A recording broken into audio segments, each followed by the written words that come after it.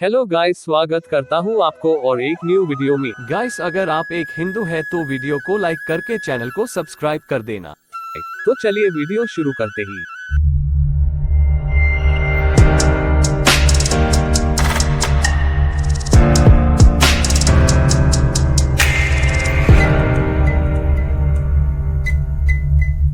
एक सिद्धांत पूतना को कृष्ण द्वारा सामना की जाने वाली पहली शत्रु के रूप में व्याख्या करता है। कृष्ण को मारने के लिए कंस द्वारा कई राक्षसों को भेजा गया था, या योगियों द्वारा सामना की जाने वाली स्वामित्व वाली मातृवृत्ति की पहली बाधा के रूप में। ये किंवदंती एक भक्त को मुक्ति का आश्वासन देती है यदि वे भगवान को अपने पुत्र के रूप में मानते हैं।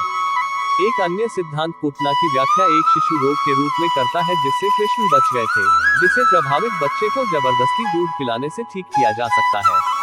इसके अलावा सिद्धांत कृष्ण के बाद के जीवन से संबंधित है, जब वह ज्वारा बुखार नामक राक्षस से लड़ते हैं। विष्णु पुराण में स्पष्ट रूप से कहा गया है कि पूतना को अंधेरे में काम करना चाहिए, जो ज्ञान की रोशनी की कमी का प्रतीक है।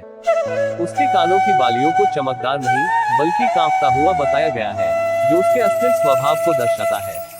अग्रवाल पूतना की तुलना वरुण से करते हैं, जो पानी में अंधेरे और अराजकता के वैदिक देवता है। जैसे वरुण जीवन देने वाले जल को प्रदूषित करता है, पूतना ने अपने स्तन के दूध में जहर मिला दिया। इस प्रकार पूतना का अर्थ मृत्यु और अंधकार है। लाहटी कहते हैं, पूतना का मिथक न केवल उस छवि के लिए महत्वपूर्ण है जो वह प्रस्तुत करता है, बल्कि उस तीव्रता के लिए भी महत्वपूर्ण है जिसके साथ छवि को चित्रित किया गया है, और इस आवृत्ति के साथ भारत में मिथक को बताया जाता है। जहरीले दूध की उपकल्पना पोषण जो मारता है, जीवन में जल्दी जीवन होती है जब बच्चे और माँ के बीच निर्णायक अलगाव होता है। इस फैंटेसी का उत्थान पूरी संस्कृति के लिए मिथक की स्थिति तक भारतीय परिवेश में इस आंतरिक संघर्ष की तीव्रता को इंगित करता है। काकर के अनुसार पूतना एक खतरनाक स्किज़ोफ्रेनिक माँ का प्रतिनिधित्व कर सकती है, जिसने अपने बच्चे को भावनात्मक जाल में फंसा लिया है, जिससे वह मुक्त नहीं हो सकता। कृष्ण द्वारा पूतना के स्तन से चिपके रहने की व्याख्या न केवल शिशु की उत्तेजना और क्रोध के रूप में करते हैं, बल्कि अनाचारपूर्ण संभोग के एक रूप के रूप में भी करते हैं, जैसे कि अन्य मातृ राक्षसों की हत्या में। 20 बुरी माँ को मारकर बेटा अपने मानस में यौन रूप से क्रूर मातृ छवियों को मार देता है, सुरक्षात्मक छवियों को बरकरार रखता है, और इस तरह एक वयस्क के रूप में उभरता है, उसके और उसके बीच सीमाएं खींचती है। भागवत पुराण के आरंभ और अंत में पूतना को यातुधानी के रूप में परिभाषित किया गया है। हालांकि यातुधानी शब्द का प्रयोग शायद ही कभी किया जाता है। यातुधान मर्दाना रूप अक्सर हिंदू धर्मग्रंथों में बुरी आत्मा के अर्थ में उपयोग किया जाता है। ऋग्वेद में यातुधानों को मारने, उनके शरीर को तोड़ने और उनके मांस को खाने का विधान है, जैसे कि पूतना के साथ किया गया था। भागवत पुराण आगे एक गोपी अकवाले के बारे में बताता है, जो मातृकाओं और पूतना सहित बुरी आत्माओं से सुरक्षा के लिए एक भजन सुनाता है, भले ही पूतना मर चुकी हो। पुराण में एक अन्य उदाहरण में ये कहा गया है कि पूतना और उसकी जनजाति पूरी अभी भी कृष्ण तक पहुंची।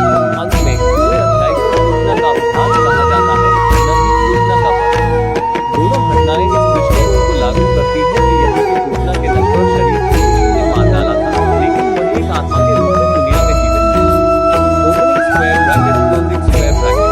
हिंदू महाकाव्य महाभारत में जब मातृकाओं, माताओं और युद्ध देवता स्तन के साथ उल्लेख किया गया है, तो पूतना का उल्लेख एक रक्षस राक्षसी, एक गृहिणी महिला पकड़ने वाली, साथ ही एक मातृका और योगिनी के रूप में किया गया है।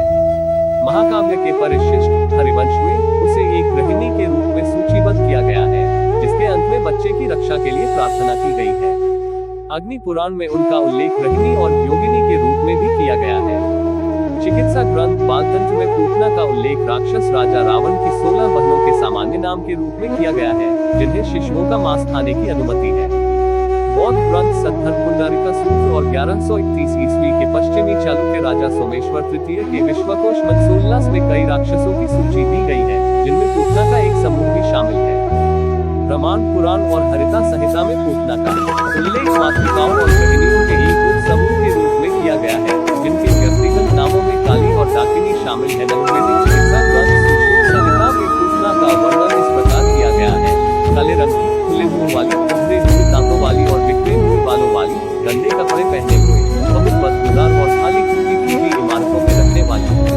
इसमें अन्य उपचारों के साथ साथ पूतना को कौवे का गोबर, मछली, एक चावल का पकवान, जिसे मूंग, तिल और शराब की पेशकश करने और पूतना के लिए भजन गाकर बच्चे संबंधित अनुष्ठान आयुर्वेद की एक शाखा विशेष रूप से उल्लेख करती है कि पूतना उद्देश्य सीजस के विष्णु प्राचीन से उत्पन्न होने वाली बीमारियों को ठीक करना है। पूतना उनमें से एक है। कुमार तंत्र के अनुसार बच्चे के जीवन के तीसरे दिन, तीसरे महीने या तीसरे वर्ष में होने वाली सभी बच्चों की बीमारियों को पूतना के लिए जिम्मेदार ठहराया जाता है, भले ही बीमारी के लक्षण कुछ भी हों। मूर्तिकला और मिथकों में पूतना को एक पक्षी के रूप में चित्रित किया गया है। पक्षी के रूप में पूतना की निशान छवियां मथुरा, देवगढ़ और मंदसौर में पाई जाती है। 4 हरिवंश के 3वीं शताब्दी के संस्करण में पूतना को कंस विघ्नस कहा जाता है, जो एक मादा पक्षी शकुनी के रूप में एक बच्चे के पास आती है और हरिवंश में वर्णित कई पक्षी जैसी महिला देवताओं में से एक है। पूतना का पक्षी रूप भौतिक उद्देश्यों की इच्छा का प्रतीक है।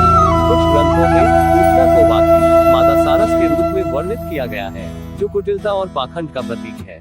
गाइस वीडियो अच्छा लगे तो लाइक करके चैनल को सब्सक्राइब कर देना। गाइस मिलते हैं और एक न्यू वीडियो में, बाय बाय।